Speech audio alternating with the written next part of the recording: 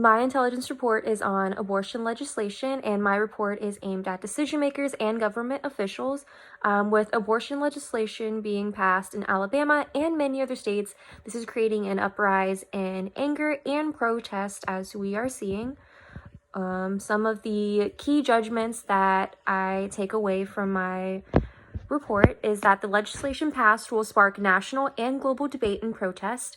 The analysis indicates that government will interfere with the freedom of speech, equality, and the privacy when it comes to decisions in healthcare and reproduction rights.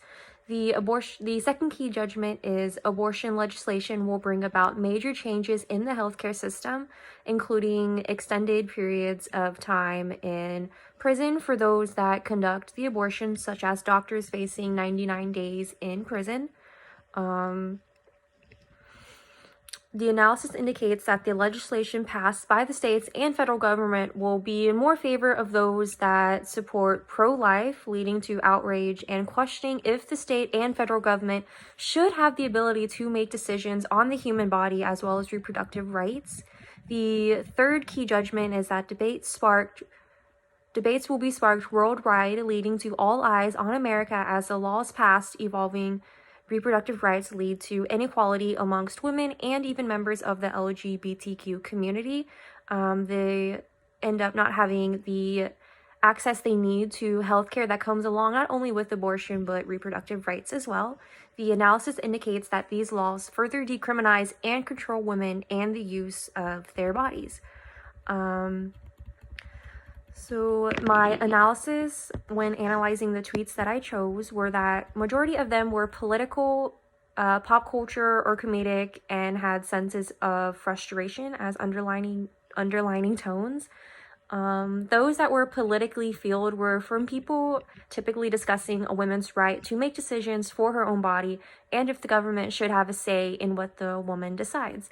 A few tweets directly did address Alabama and its recent pro-life legislation that was passed, and even a couple members of Congress and those that spoke out either against or for the abortion legislation bill that was passed. Most of the tweets suggested the federal and state governments should have no say in women's reproductive rights and called for more activism and even protests done to establish a movement and to really get people talking about women's rights and abortion in general. Majority of these tweets did have a frustrated undertone, mostly seen in those tweets appealing to the government as a whole. These tweets did also reference Roe versus Wade and that the issue should not even be considered by the government. Some of the tweets that reference pop culture or comedy included references to Netflix's popular show Handmaid's Tale, and even a reference to public figures such as David Seymour, etc. These tweets were made by individual citizens and even verified accounts. Most of them used a single hashtag such as abortion legislation and specific keywords such as my body, my choice.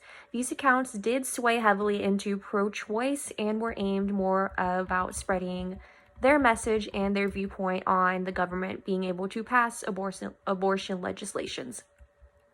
An overwhelming majority of these tweets did share senses of frustration, mostly due to the federal and state government invading privacy and making decisions on what can be done with one's own body. The tweets show the government's desire for control over the people it governs and therefore denies equality to women and LGBTQ members when it comes to issues in healthcare.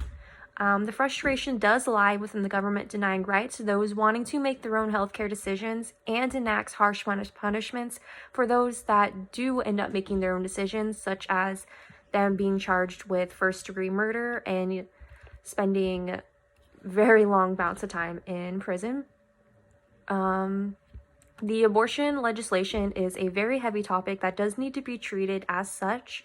Religion, personal bias, etc. should be removed when considering these types of legislations because they do alter the lives of those that live in the U.S., including brothers, sisters, mothers, fathers, etc.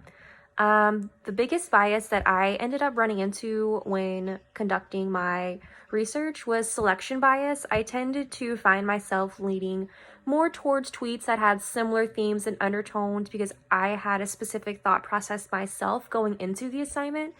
I was able to avoid these by including tweets from both sides of the arguments, being pro-choice and pro-life.